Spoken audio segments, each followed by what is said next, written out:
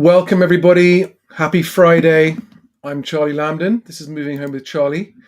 And in today's live stream, we are going to be doing a roundup of this week's events, and in particular focusing on the question, have my predictions of house price falls, house price crash, house price collapse been misplaced? Am I wrong? And has anything changed that's changed my mind? And what do I think is happening next? I'd like to welcome all of my new subscribers on TikTok. We've got approaching 18,000 followers on TikTok now. Thank you, guys. Welcome. And we're approaching 6,000 on YouTube, which I'm hoping we might pass today. I have got here a Queen's Park Rangers signed football from the 1980s with people like Jimmy Greaves and Terry Venables on there, which doesn't mean anything to me. If anyone knows the best place for me to get rid of that and sell it, let me know. Okay, because it's been sitting there for ages. And it's not something that I'm into. So, but never mind that. Right. I'm going to go through section 1, why I made the predictions I made and recap them. Section 2, what some industry experts, some highly respected industry experts have said and how they've reacted to what I'm saying. And they're all obviously disagreeing with me. And then after that, I'm going to recap what I think is going to happen. But let me start by saying this to everybody. Don't rely on anything I say. Don't rely on anything anybody says. Hear what I say, put it into the mix with what you're hearing other people say. Consider what the local influences on your home move are, because I can't help you with that. And then make up your own mind. But don't ever rely on any. I'm not an expert. I don't pretend to be an expert, right? But don't rely on anyone, okay? So I am not telling anybody what's going to happen. What I'm saying is, based on my experience, my knowledge, the information I have, and everything that I'm doing, I'm sharing with you my opinion. It's an informed opinion, but just an opinion of what's happening and why. And this brings me to the crux of this whole video, which is that I've had people disagree, but not a single person, not one person has come back and said why they disagree. Actually laid out points and said, well, Charlie, I've heard your 10 points and these are my 10 points. And so I'm going to get into that. So let me get into section 1, which is why I made these predictions. Okay, I've got 24 years in the property sector, which includes 20 years of providing estate agency software systems, CRM systems, to agents of all sizes, okay? And seeing what happens inside an estate agent's business is like seeing the beating heart inside a patient. I've got a feel for the dynamics of the estate agency business, industry, and business model. Even though I've never been an agent, I've got a really, really good, healthy understanding of that, okay? Now, in the last 5 years, I've also, through Best Agent, have been harvesting and analysing the data from the entire, England and Wales property market. Don't do Scotland and Ireland yet, but we hope to. Okay. And that was why I put that blog post out, which has been picked up by Estate Agent Today website today. And also Carol Lewis in the Times has actually commented on that blog or used what I've said in that blog for her article in the Times too today. And let me just give you the heading of that blog was House Price Data, a Million Anecdotes. Okay. That was the title of the blog. And I have been studying nationally, at a county level, at a postcode level, at a London borough level, house prices in both sales and lettings for 5 years. And I just want to summarize it with this, so there's a company called HomeTrack, which is considered the most respected provider of housing market data to the newspapers, to the industry and everything. And someone who worked at HomeTrack for a long time said to me over a beer a few years ago, probably he'd had one too many beers, he said, if anybody knew the truth of the level of accuracy and sample sizes that go into these house price indices, they would laugh. He said, I'll never forget, he said, the bar is unbelievably low. And what that means is it's extremely easy for anyone who wants to take house price data, including me, right? Including me. It's easy to take house price data and manipulate it to say whatever you want. Because whatever you're looking for, you'll find it somewhere, something going up. And I'm going to come on to that. I've actually got an example I'm going to share with you of an autumn housing market update that an estate agent is putting out to his customers. Now, this is an agent that I don't know them personally, but I was under the impression that they were really highly regarded. And I'll share that with you in a minute. But just to recap, back in February, I put a video out on the Moving Home with Charlie YouTube channel where I said, I think that the conditions for house price falls are stronger, or the chances of house price falls are higher than they've been for a long time. That was February. I said, I'm not saying that they're going to fall, but I'm saying that the conditions for them to fall are better and higher than they've been for a very long time. So that in February. And why did I say that? Because of the daily analysis of the best agent data, harvesting all of the country's property prices for sale, under offer stuff, seeing what's falling through, seeing what's coming in the market. And despite the roughly 1/3 of that data that's just useless rubbish, it just clouds what's really happening, I could begin to get a feel for what was really happening. And in February 2022 was the first time I noticed that a bit more stuff was coming on to the market and it was staying a bit longer. And it was a notable change in the trend of what I've been watching for the previous 2 years. And I was like, oh, there's just the top's come off that. The froth is coming off the demand. This is back in February. That's why I said it. And then on May the 19th, I put a video out on the Best Agent YouTube channel intended for agents. And I said, ding, ding, ding, I'm sounding the alarm. I think there's going to be a house price crash. And my reason for saying that then, which by the way, no one has asked me why I said that. None of the industry people who disagree with me have actually said to me, Charlie, out of interest, why do you have this opinion? Not one has asked me that question, which I find bizarre. But in May, the thing that happened was that I remembered from my time in the money markets in the city, which I did 3 years out and I qualified, I got exams. I remember learning that liquidity was something to watch. Liquidity and volatility was something to watch. And if liquidity is low, meaning not much is transacting, okay, lower than usual levels of transacting. And in the property market, we had very low levels of property available for sale. And even in that scenario, stuff is selling slower, taking longer to sell, starting to get lower prices, and the prices are just starting to turn. If you start to see a turn in a rising trend to a negative trend, when liquidity is low, which is when you'd normally expect because the demand stuff to still be going up, that is a real warning sign, like a real warning sign. And it was enough for me to say, we've just reached a turning point.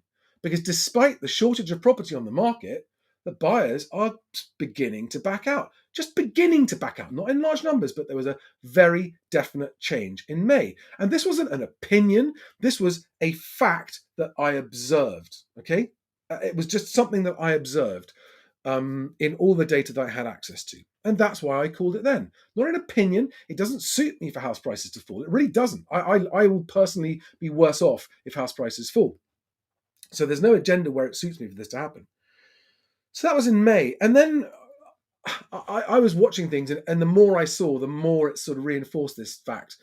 And then on sometime in August, one of the 4 people that I'm going to talk about in the next section, Ian White, who is a highly regarded, respected, long-standing person in the property industry, sent me a WhatsApp message saying, because I did a tweet in an estate agents group about a looming collapse. He went, looming collapse? And I thought, hang on, Ian, how can you, I know you've got access to industry data, how can you not see this coming? And it prompted me to do the video on my YouTube channel, which was 8 reasons how UK house prices are going to collapse. And that was something I just chucked the camera on, sat at my kitchen table, recorded it in one go and uploaded it. There was no editing or anything. And that video has been seen over 110,000 times. It's what really took the Moving Home with Charlie channel up. Okay. And these were 8 reasons, and I provided links to sites that you could get the data for yourself. There were no mainstream sites in there. It was just like, hey guys, this is what I'm seeing, and I want to put this out there because apparently people who should be in the know still aren't in the know. And I put that video out there. Then I put the 10 reasons following up out there as well. And then I continue looking at the best agent data. And then you factor in the very complicated effect of time lag in reporting, and this big time lag between people who are thinking of coming to the market to sell their house, people who are coming to the market to sell their house, that's asking prices, and then the gap between asking prices and agreed prices, stuff going under offer, that was starting to get a bit longer too. And you can't put numbers on this, But if you've been in the industry long enough, you start to notice these dynamics changing. And I noticed that. And so, maybe I'm wrong, guys. Maybe all of you industry experts, Russell, Ian, Mike, Chris, all of you who've said to me that I'm wrong and there aren't any house price crashes, um, maybe I'm wrong. But what I'm asking you guys is, tell me why you think I'm wrong. And telling me that someone that you listen says something else isn't your opinion. That's their opinion. I want to know why you think it. Now, here's a statement that I believe in. Just hung myself up to dry with that. Here is a statement that I find very powerful. Belief is only required when there's a lack of evidence. Now, I'm not believing anything. I'm sharing the data that I'm finding with everybody and letting you make up your own minds. And I've asked all of these guys for what research have they done that leads them to their opinion. And I'm getting tumbleweed, nothing. I'm just getting they're starting to get a bit, some of them have got a bit rude and insulty about me and calling me arrogant and that kind of stuff. And again, like when you start resorting to personal insults, I'm like, well, you're just kind of making my case for me now, right? You're calling me arrogant. Why? Because I'm presenting publicly available information coupled with information that only I've got access to, sharing it with people and saying, the maths doesn't lie, the trends don't lie. And I've been met with responses like, oh, well, there's no data for the future, Charlie. There's no data for the future. Oh, and it just makes me want to sort of smash my head against the desk when I hear stuff like that. Of course, there isn't data for the future, but there is trend data, and you can extrapolate that with a very high degree of certainty. Not total certainty, but a high degree of certainty. And again, I am not peddling an agenda or an opinion. I am sharing with everybody the information I have access to, and I'm asking anyone that disagrees with me to give me the information that they have that counters it. And so far, Russell, Mike, Ian, Chris, nothing. I have, and Morris as well. Morris Kilbride, lovely guy. These are all people I like. They are acquaintances, at least. They are friends, if not acquaintances, and they're great people, right? But I have deep disagreements with some of them on this point. And by the way, it's the sign of a grown-up when you can disagree with a friend without fighting with them. I just think that's, and I haven't fought with any of these guys, right? The occasional slanging has happened. So that's why I made the predictions, and I've been challenged by all four of these guys that I have an agenda, that I'm a doom monger. What's the point?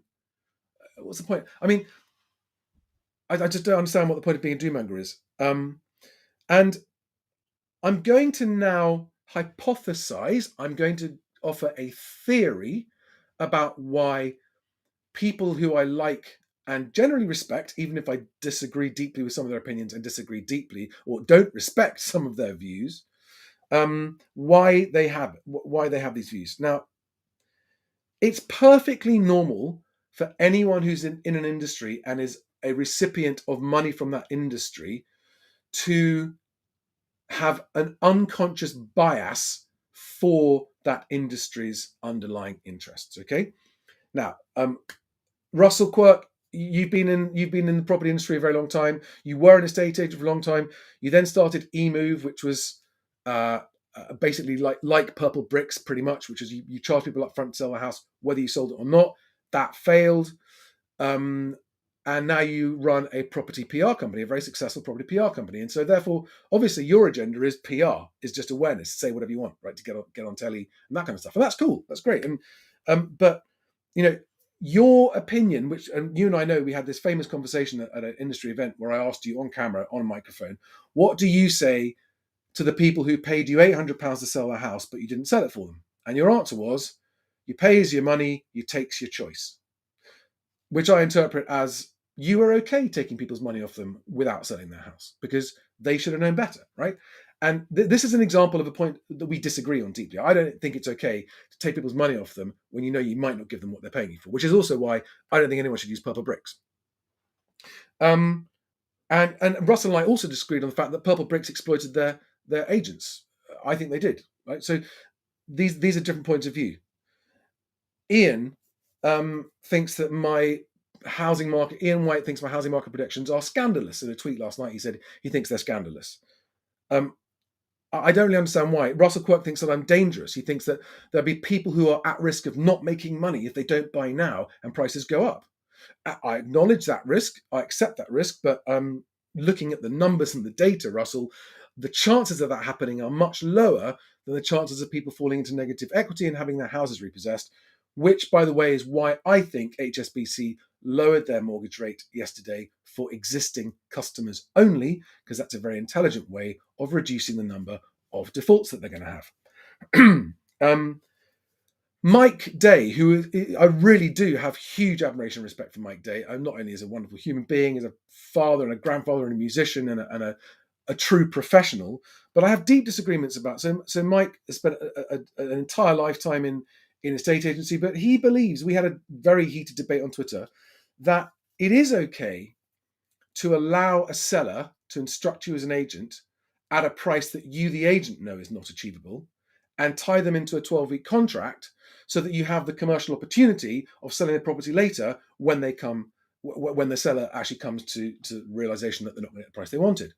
And my view is that that's a great example of putting profit before people, because you're putting the earnings of that business before the life chances of that seller, who may not want to be stuck with you for 12 weeks. And yes, maybe they were. Maybe it is the sellers. You could blame the seller for setting the price and thinking it's that high. But I still think that if they want to leave you and go somewhere else, they should be able to. And to simply keep them tied into you for the commercial opportunity. And by the way, home movers, this is a widespread practice, especially among commercial corporate estate agents. And the giveaway clue is that they want to tie you into a 12-week contract. It means that they don't think they're going to get the price that they told you they're going to get. Generally speaking, there are exceptions, okay? But I disagree with Mike deeply on that, and I think that people's life chances are affected by that practice. Now, Christopher Watkin, who is he was an estate agent way back in the day, I think the 90s at Halifax. He's now an industry trainer and a very respected commentator. He has access to a lot of the house price data that I have as well, right? And Chris Watkin said to me a long time ago on social media, Charlie, there's not going to be a house price crash. And I was curious, because he's got the data, why he didn't see the same that I was seeing. He hasn't had a pop at me. He disagreed with me, but hasn't given me the reason why he disagrees with me. So I'm getting increasing levels of stick from these guys, and all four of those guys are. This is nothing to be ashamed of, right? All four of those guys have got interests in. They've either got clients who or are shareholders of significant property industry corporations, right? And why would you go against your clients or the company you're a shareholder of publicly? I get why you wouldn't, okay?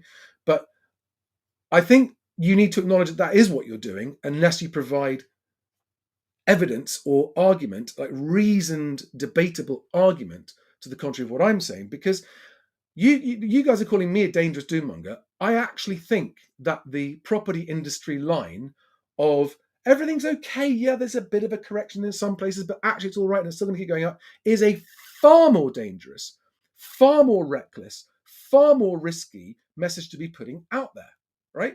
Because if you're wrong and people continue buying at the top of the market based on the industry message, which is everything's fine, keep buying, it's all still going up, those people are at risk of much greater harm than if I'm wrong and they just don't buy when prices are going up. Okay?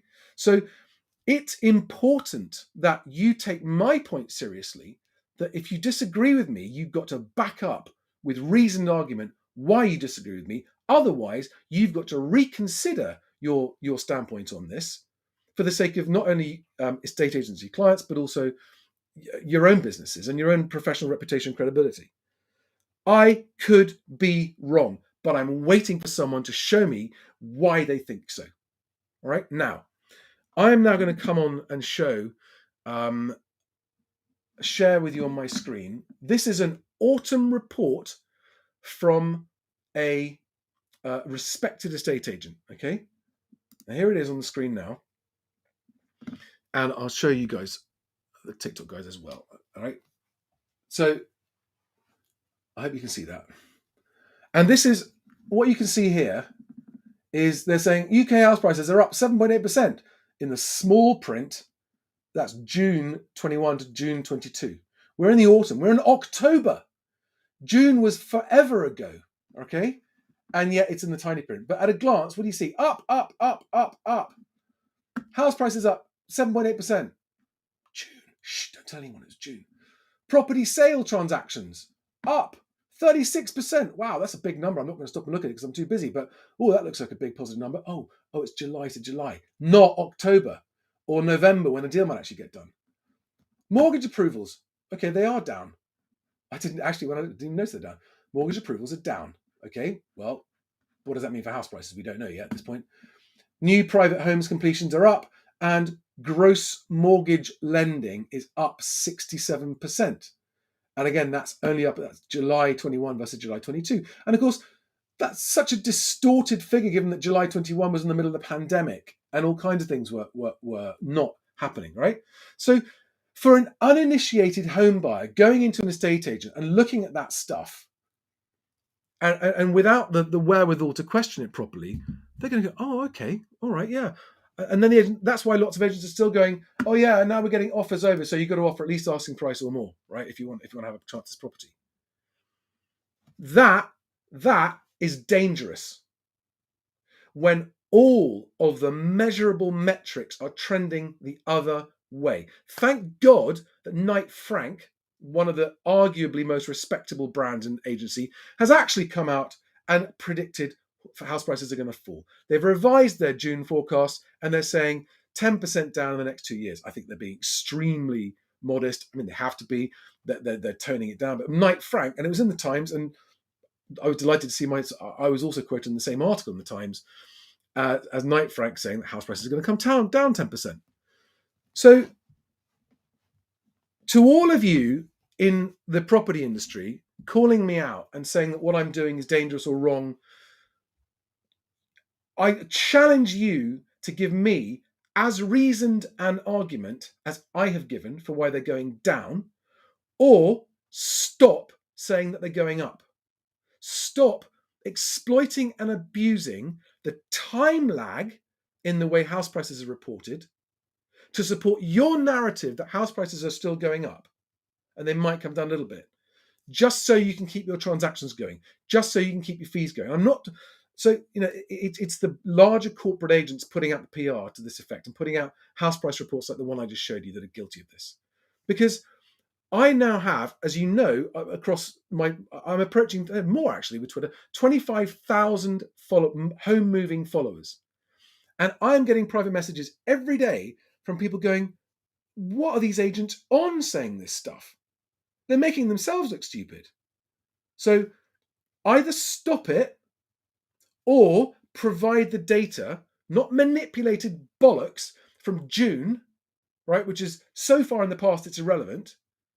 I'd love to know who's responsible for that house price report, because that's deliberately misleading information. Okay? Everything's up 67%. But in June, it was 4 months ago, and it was compared with the COVID, so it doesn't really actually matter.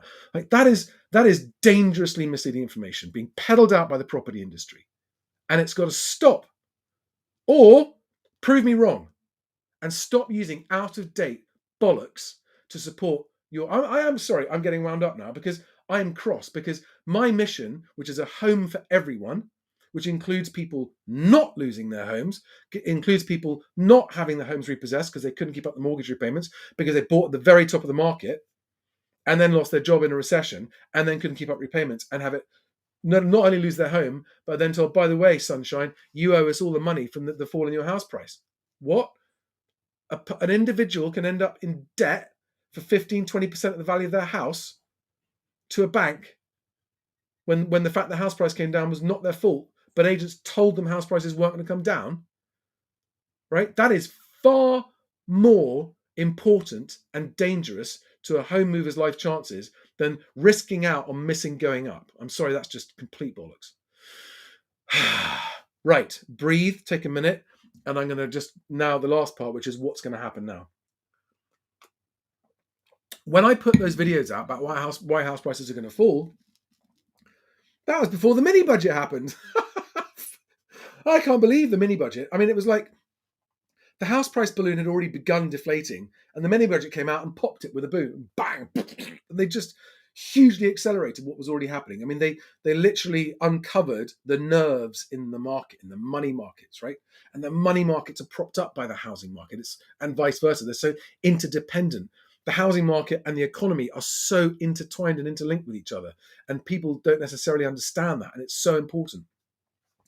So what do I think is going to happen? So before the mini budget, I was forecasting house price falls of 20 to 25% in the next 1 to 2 years.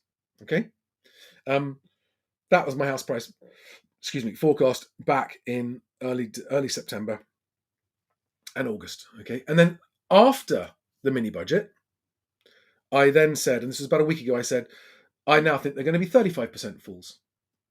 Okay, I'm not going to bore you with all the reasons why, but this is not a number I've plucked out of the air, and it's still a conservative number compared to what some economists are forecasting.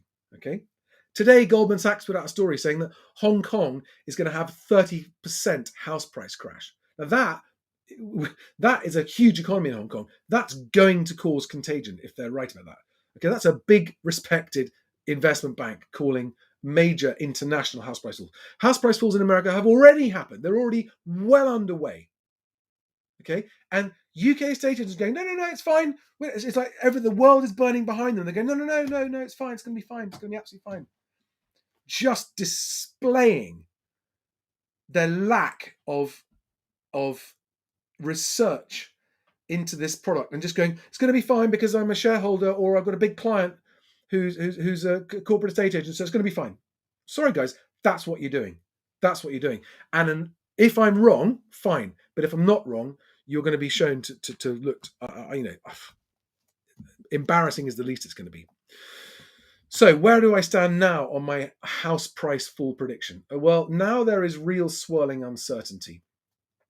The next major expected event is the OBR report that's due out, allegedly, according to the Financial Times, before the end of October.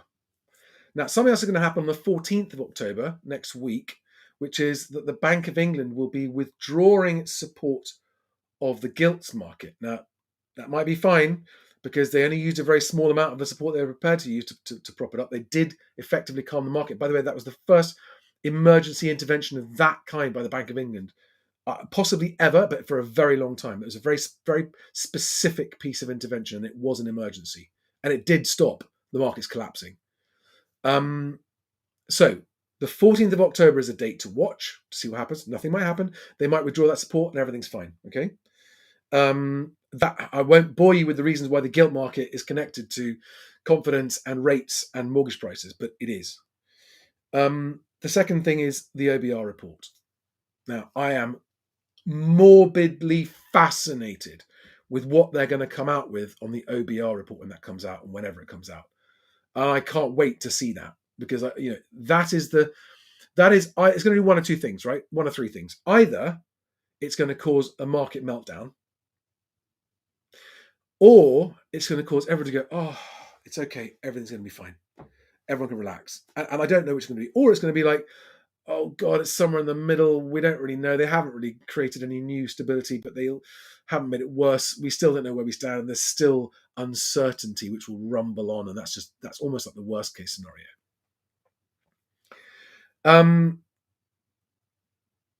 So we're going to know more. But at the moment, I don't really think it matters what they do. I don't think that the UK government, what they do is just going to accept, whatever happens with the OBR report or the Bank of England, it's just going to change how fast prices are falling. This is my opinion, okay? Prices are falling and nothing anyone can do will stop that happening. How fast and how far they fall will be affected by that OBR report and the market's reaction to that OBR report. Nobody knows what's going to happen, including me. But my opinion is they can't stop what's happening. It's happening. They're just going to try and maybe make it a slightly softer landing. Okay. But when you look at the way that the UK money markets and the UK housing markets are influenced and affected by global markets and how many, for example, American banks debt in the UK housing market and understand how that affects it, right? There's nothing that the UK government or the Bank of England can do to stop what the money markets do, right?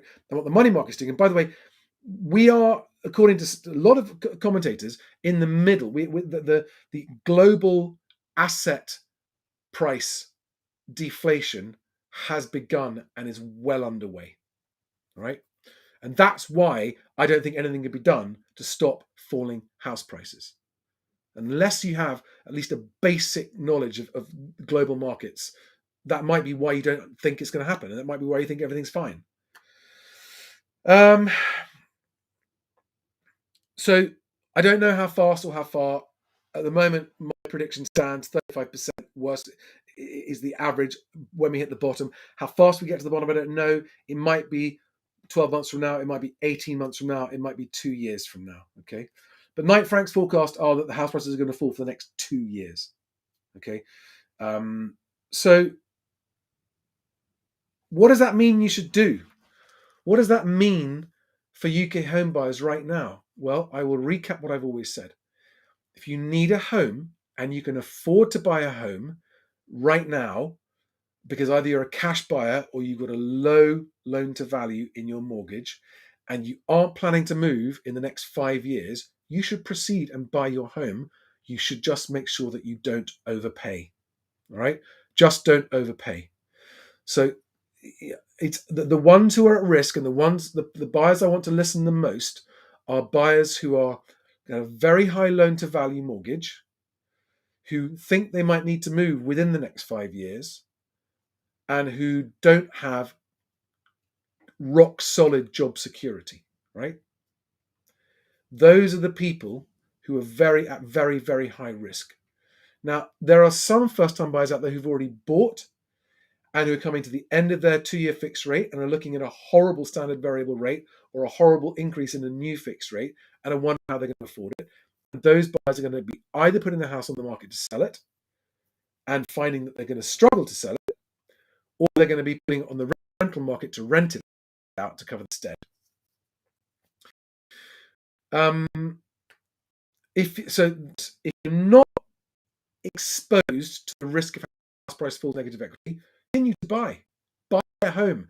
Being in a home is more important than anything else, especially given the uncertainty we're moving into.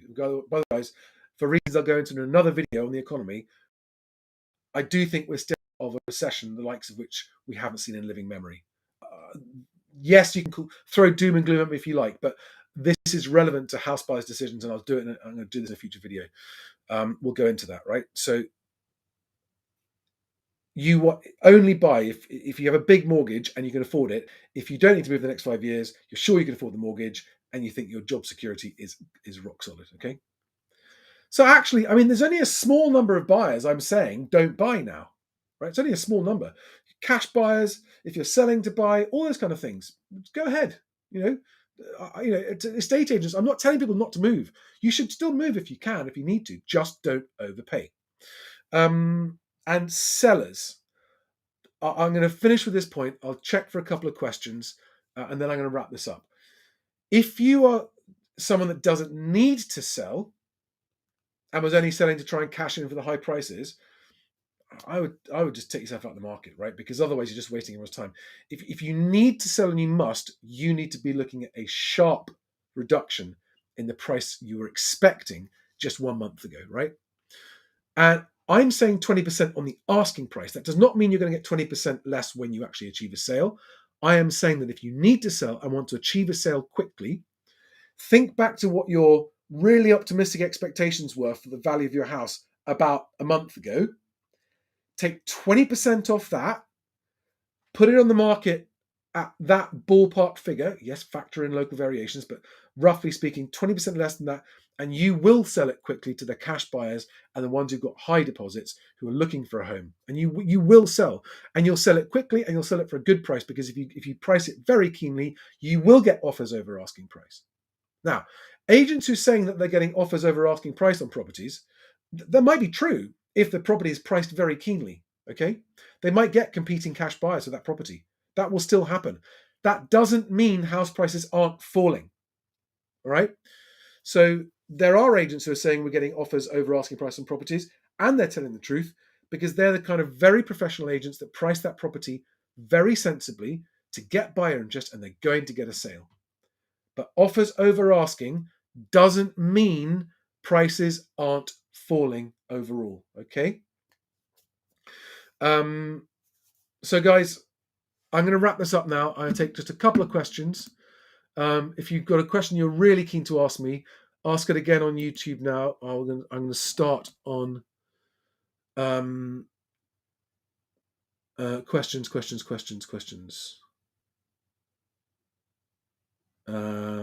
Lots of comments, lots of opinion, but no questions. You got a valuation and the bank just lowered your mortgage by 40k. That was gluten-free vegan project. How much? What was the valuation before? What in percentage terms? How much is that? How much has the bank lowered the value of that property by?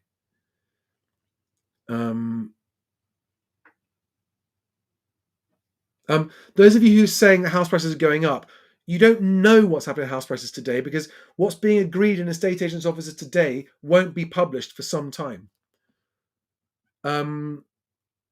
Advice for first-time buyers looking to buy in the next 2 years: only buy if you can afford your mortgage, you've got a rock solid job, and you don't need to move for the next 5 years. If the 95% mortgage guarantee is extended, does this mean the borrower as well as the lender are covered by the borrower gets out of most debt? I don't know. What do I consider a low loan to value? 50%. Harry Coelho asks. So 50%. You need to have, if you've got 50% mortgage or lower than that, you're going to be okay. You still might lose some of your guys. What I'm looking for is questions, please. I welcome all your opinions and thoughts, but I'm really looking for questions. Anyone else got a question? Okay, let's just get rid of my graphic there because it's blocking it up, and answer that question. What difference do I think the mortgage guarantee scheme extension will make? Says Splester on YouTube. That's a very good question. So right now, today, banks are meeting with Kwasi Kwarteng and saying, please will you extend the mortgage guarantee scheme? And the only reason that they're asking for that is because they're expecting an increase in defaults and repossessions, and they want the government to guarantee more. Okay. The only difference I think it'll make if they extend that scheme is that the banks are going to have fewer. Only the banks will benefit if they do that. Halifax told you that mortgages only for 75% loan to value and better. Well, there we are. Halifax. I don't know if that's true, but thank you, Jean Carlo. I don't do investment questions, guys. It is windy where I am, yes. Okay, I keep getting these generic questions. Is now a good time to buy? I cannot answer that question if you don't tell me how much you've got in terms of cash versus deposit. I cannot answer a question about is it a good time to buy unless you tell me what your actual situation is, because the answer depends on what your situation is. Is it likely some cheaper markets won't be affected? No. Different levels of the market will be affected at different times and by different amounts and by different local dynamics. But overall, everything's going to get affected. There will be outlier properties that don't get affected because they're so rare. When they come along, they'll get snapped up by a cash buyer for a premium. That always happens. But that's an anecdote and it doesn't mean anything about overall house prices. I would fix for 5 years. Even if there's a good chance that mortgages might come back down 2 years from now, I would prefer the certainty of 5 years. I wouldn't go for 2 years. That's me personally. I'm not telling you what you to do. I would do 5 years. Questions here. Emma. So this is a great question. Emma is a first-time buyer on TikTok. I have a 7.5% deposit and looking at a 350k property. Should we hold off? The answer to that depends, Emma, on how long until you want to move. So do you want to live in that property for at least 5 years? And number two, is your job, your income, whatever you rely on to pay that mortgage, is that absolutely rock solid guaranteed for the next 5 years, for as long as you want to live in the property? If the answer to those two questions is yes, don't hold off, go ahead and buy, just don't overpay. If the answer to either of those questions is no, I would be holding off. Yeah, so someone else says, I've got a 50k deposit, house value is 200k, job is all good, should I go ahead? Yeah, if you found a house you like and you got an offer to move in, and absolutely go ahead, definitely. Thomas Moran asked the question, the Bank of England have thrown 100 billion at the gilt market and yet it's still, no, they didn't. So they made 100 billion available to the gilt market, but only about 5% of it got used. So they only bought about 5 billion of gilts. Okay, with the change in interest rates going from 2 to 6%, 3 times payment interest rate house price. Yes, sorry, you're right, Daniel Burchell. I'm looking for questions, guys. Questions. Paddy and Mashdown. If you can easily afford the property, go for it. Just make sure you factor in what happens if house prices do fall 35%, and will that affect us? Because if you're not planning to move and you can easily afford it, it won't affect you. You just won't be able to sell for a while.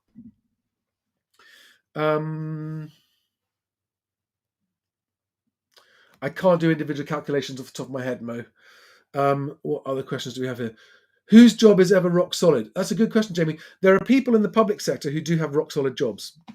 Doctors, those kind of people, their jobs are rock solid. They're not going to be affected by a recession. There are plenty of recession-proof jobs, council jobs, that kind of stuff.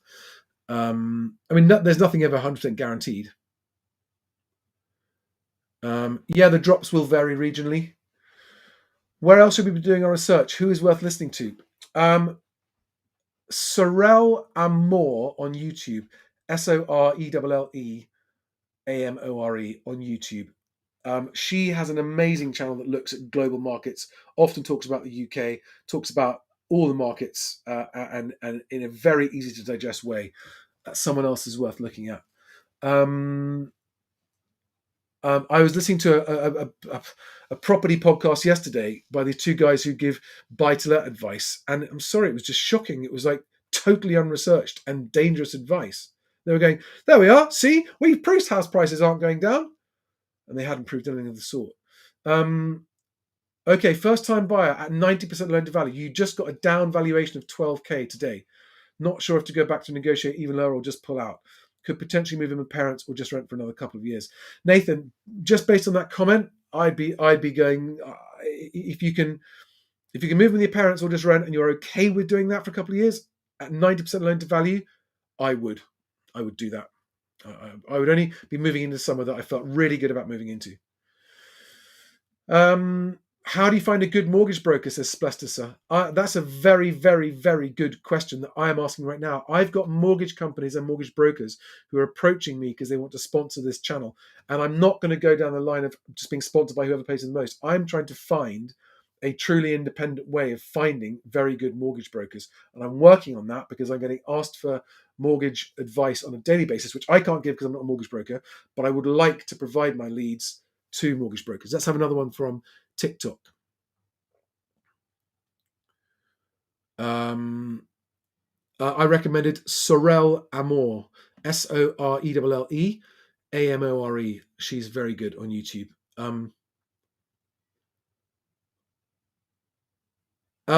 So someone on TikTok says £1,000 early repayment clause right now on a 100k mortgage. I've got 1 year left at 2.5%. Is it worth paying the 1k to fix now? Based on those numbers, I would pay the 1k and I get a new fixed rate now. I wouldn't want to be risking remortgaging 1 year from now. That's just what I would do, but you've got to doesn't mean it's right for you. Is it a bad idea to put a bigger deposit to make up for devaluation of 40k? No, it's not a bad idea. If you can do that. So many questions. Any insight into mortgage rates and when they will settle or come back down? No, I don't have any insight into that. At the moment, that's very, very up in the air, and I think will remain up in the air until at least the new year.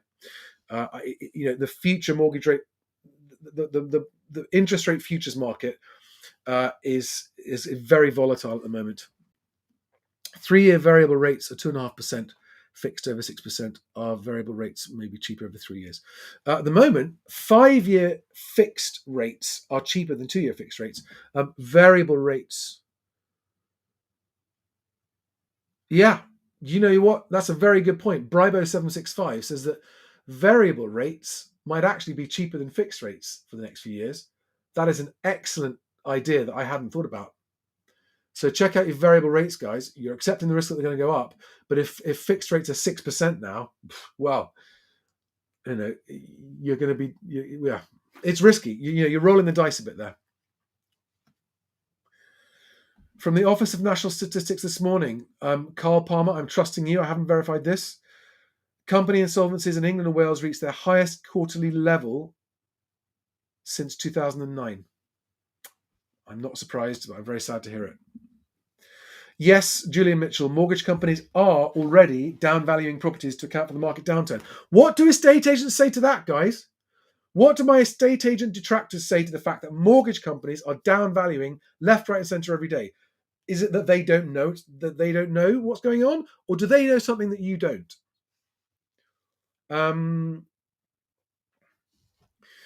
James Albro asks, our mortgage broker seems keen to get us to lock in a deal and move ASAP.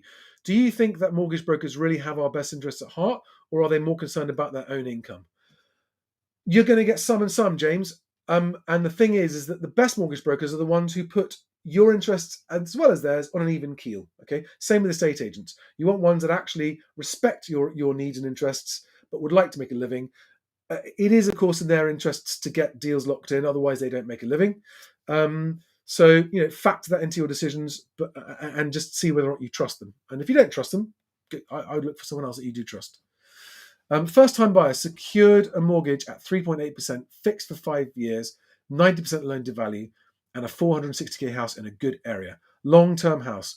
Do you think that valuable areas will drop and return to something similar to it is now over time? Matt, I think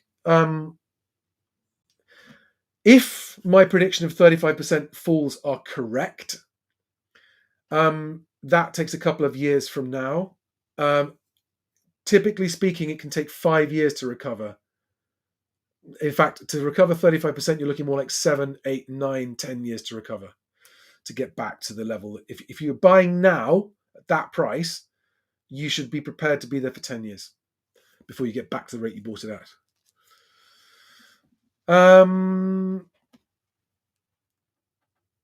Let's take another TikTok question. Yeah, there are lots of commentators predicting very serious crises. I'm not, by the way, guys. I am not someone predicting a very serious banking crisis. I haven't said that.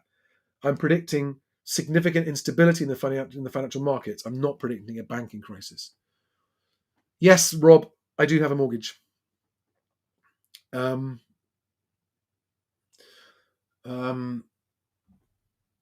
So, guys, that's coming up for 50 minutes. I've gone way over. I wanted to keep it to half an hour, but I've been getting lots of really good questions. I hope that's helpful. I hope I wasn't too harsh on my industry colleagues who are detractors of what I'm saying. I remain open to hearing anyone's reasoned, informed argument about why my opinion of what's going to happen might be wrong.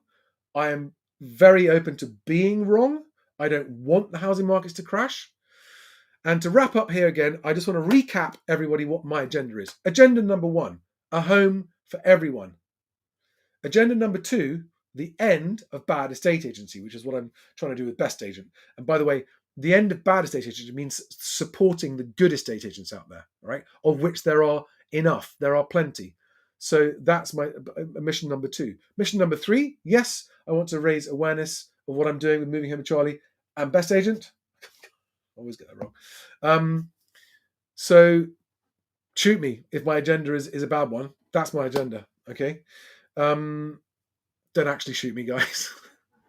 Thank you very much. I must go. It's been great. I've got a whole bunch of videos in the pipeline, by the way, coming out in the next week or so, as well as periodic live streams. Next live stream, don't know, maybe Sunday evening. See what happens over the weekend. Next week, I've got a backlog of recorded videos to get done, dusted, edited, and published, which I hope will be useful to everybody.